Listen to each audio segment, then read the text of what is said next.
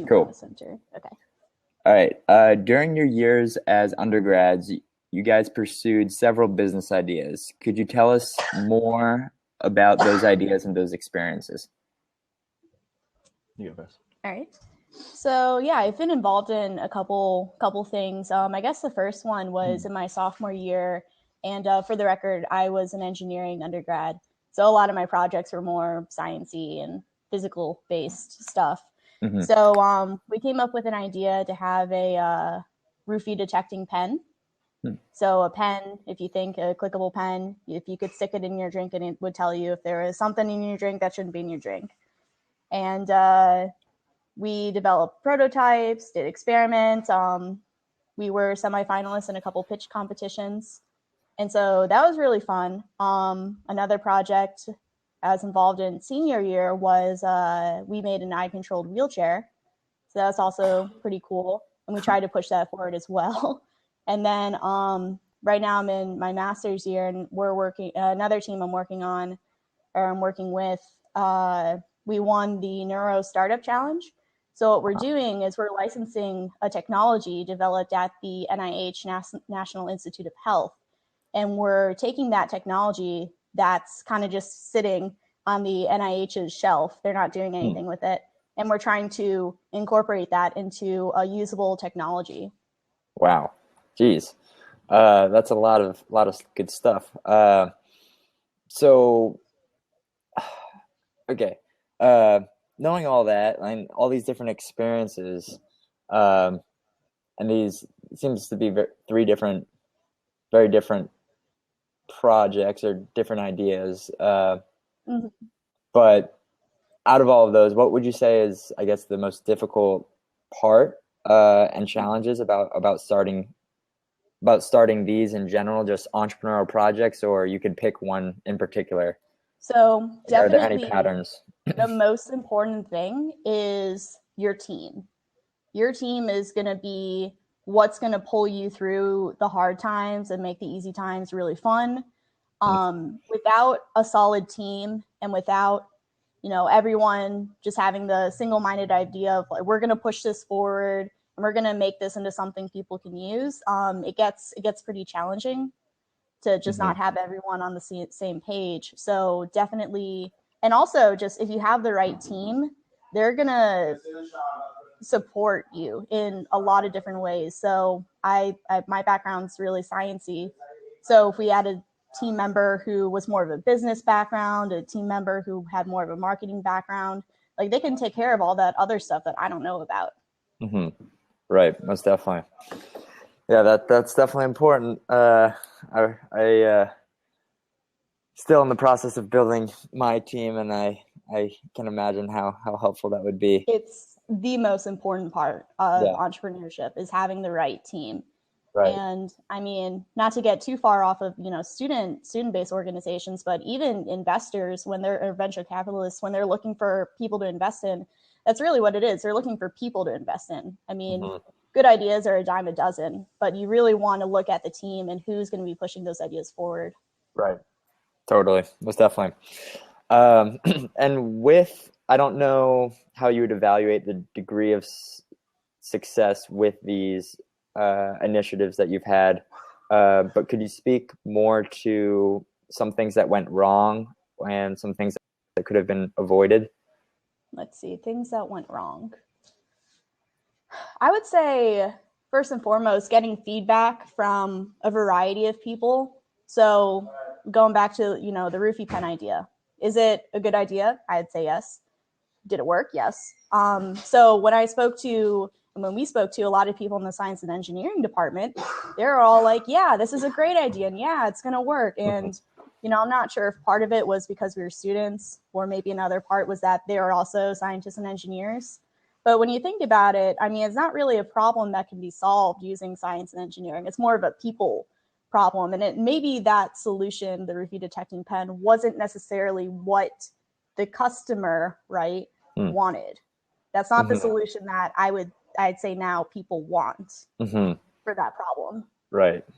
Yeah. Very interesting. Yep. That's something that I'm certainly learning right now in my Lean Launchpad class. So Yeah, definitely try to get a variety of, people to get feedback from. Definitely.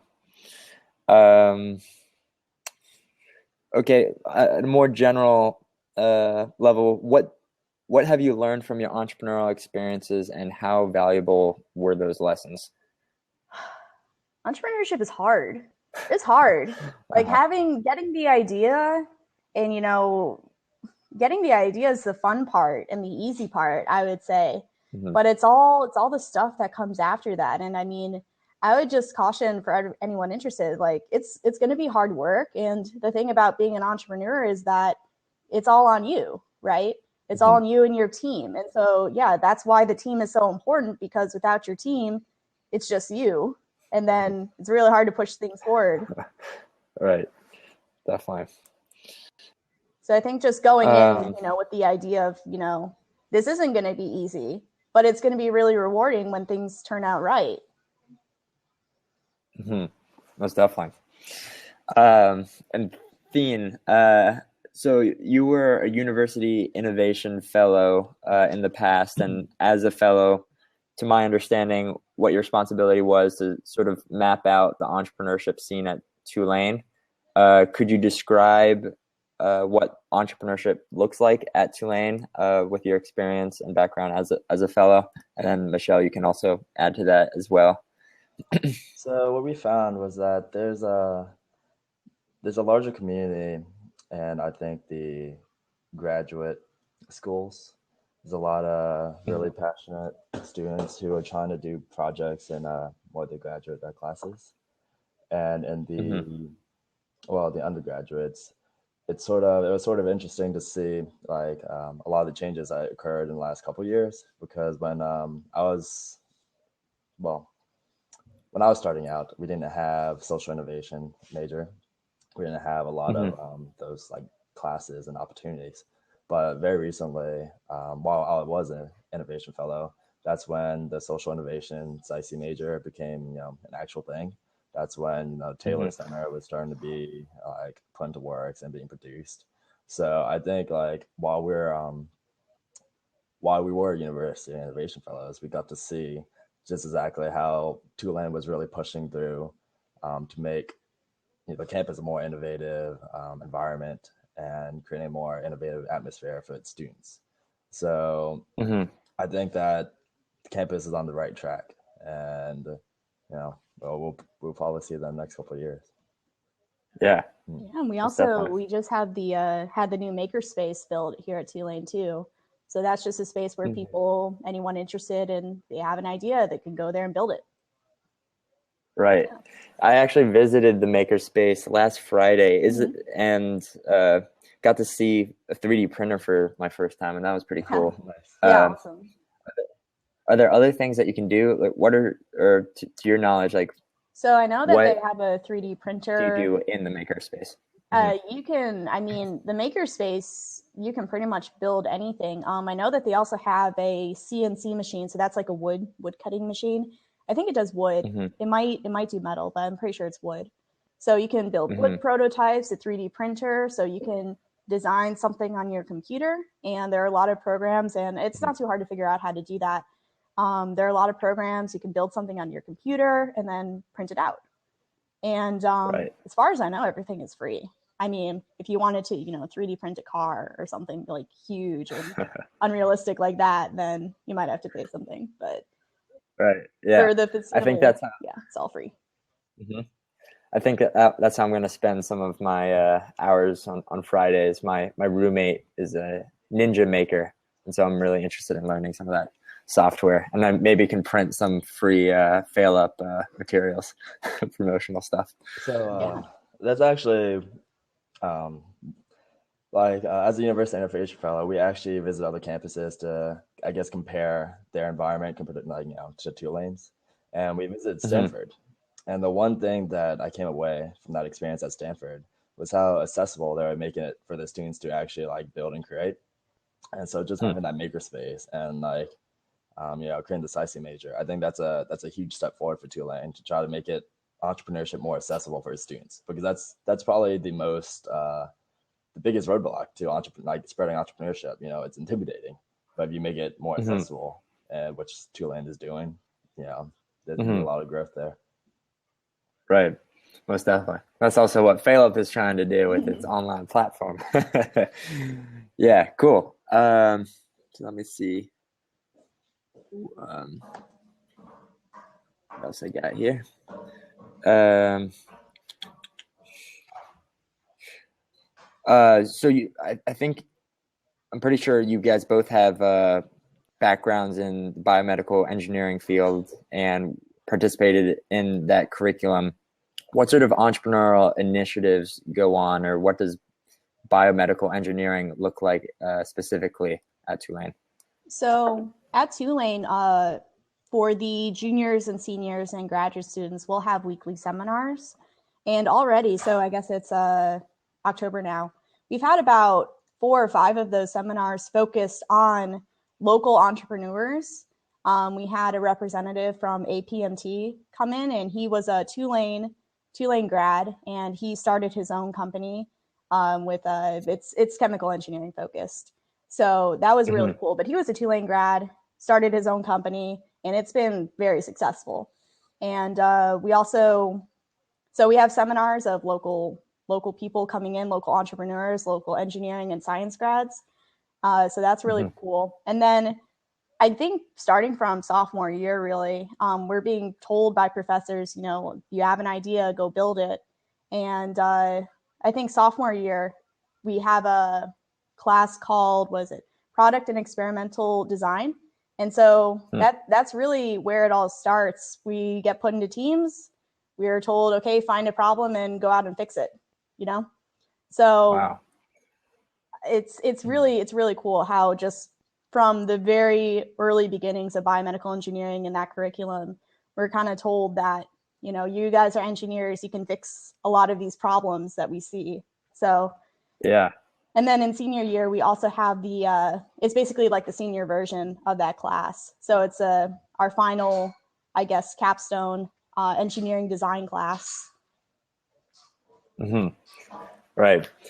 It seems like, there's a lot of innovative entrepreneurial things that go on in biomedical engineering. I'm in a lot of our professors, I think 2 off the top of my head, are pursuing their own startup companies. Yeah. So which professors and what are they doing? Dr. Moore is a professor in biomedical engineering. He's the co-founder of Axosim. And he and Dr. Lowry, who was a postdoc in his lab, they developed a nerve on a chip. So they're pursuing that as well. Wow, that's incredible. Wow. I'm in a class with Lars, so I know Lars now. He's awesome. Yeah. Okay. Why are you guys interested in entrepreneurship? Is this the general question? Well, so I'm actually, I didn't do biomedical engineering. I did neuroscience and economics. And I guess to contrast what she said, neuroscience is a lot more restrictive with, I guess, opportunities to create. A lot of the opportunities to, I guess, experiment and create there is from research. And while I was, going through the courses, I wanted, I wanted more opportunities. So, I just wanted to see what was out there. And that's when I actually started taking a SciC class. And that's what really pushed me into, thinking broader, thinking bigger. And so SciC was actually what introduced me to entrepreneurship for the most part. Because I guess before, I've always wanted to, do something different, create something, but I couldn't put it into words into, actually taking that class. So that's where I guess, my start came from. Yeah. Awesome. And I guess for me, I mean, I was in biomedical engineering, and I think starting with that sophomore year class that I mentioned, just realizing that there are these problems around us that we deal with every day, and they don't have to be problems. Like, we can engineer solutions to a lot of these things. And, you know, we can literally change the world around us. And I think that's what really started me on the track of, you know, you see a problem, do something about it. Yeah, that's awesome. That's the little bug inside that wants, it's fun when you seeing problems, and pursuing solutions is definitely intimidating, difficult, but worthwhile, I think. So a couple years back, I believe you guys participated in, or at least observed the results of the Fail Up Idea competition on Facebook. From what you guys remember, could you guys speak about that competition and what you observed? So if I remember correctly, the Tulane Trash to Treasure won that competition, right? Mm-hmm. And yeah, they're still going strong. It's an awesome idea. Now it got a lot of really positive feedback, a lot of neat ideas thrown in to their proposal on Facebook. And I mean, it's still going. So it's been actually really, really successful. Yeah, definitely. Yep. I want to have a conversation soon with people from Trash to Treasure to pick their brains about their experience. But yeah, I've been that's the people who actually won the competitions. We gave away money to Trash to Treasure and Roots of Renewal, and both of those organizations are doing pretty well. So we definitely want to highlight their activity and successes. Okay, and then as current FailUp users, I'm interested in learning if FailUp has provided value for you guys, or what you guys are looking for from that experience, if anything. And then could you summarize or describe your experience, and also what you have observed on the platform itself? So we actually we were looking through it, and I was actually it's great how many different types of ideas are out there. And what I think that the platform does really well is, make it central, which is, your idea. It helps to, I guess, build off on each other. When someone has an idea, it makes you think, it makes you more creative. So just being able to see all those other ideas and see the comments, you start thinking yourself. So that's what I really like about the platform. Mm-hmm. Yeah, I Cool. think it's a great way to get feedback and to even build your team, because you can say that you're searching for, people with certain skill sets. So that's really useful, because at least in my experience, my teams have always been almost exclusively science and engineering peeps, which is fine. But when you're trying to build a business, you get a bunch of scientists in there, it doesn't always work out. So it would certainly be a lot easier if, back when I was doing these things, if we had a platform to reach out to people with more diverse experiences. And yeah, it's a great way to get feedback, definitely. And to build off of that, I guess what she was saying, building a team is probably the most important thing. I've always heard it described as these are the people you're going to war with. So it's huge to be able to see people, like, even if y'all don't know each other yet, to know people are passionate about your idea, and to maybe like bounce ideas back and forth. So being able to just have another resource to get more members, like build your team, that's huge. Right.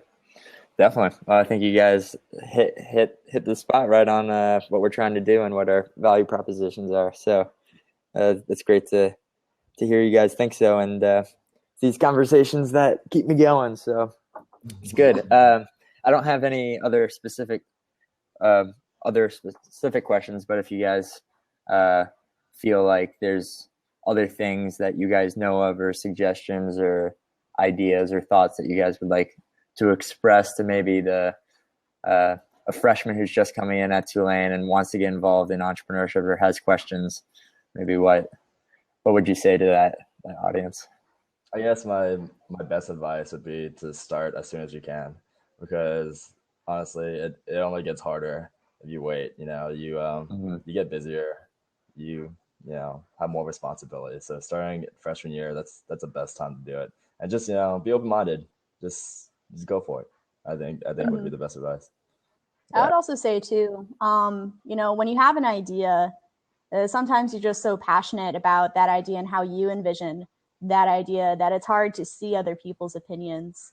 And so along with, gathering a team, which is extremely important, keeping an open mind and letting your idea kind of evolve into its final form, I would say, is really important. Having an open mind, listening to other people. Being an entrepreneur isn't about having the best idea right from the get-go. It's about listening, and it's about working with your team to create the best business possible for your idea.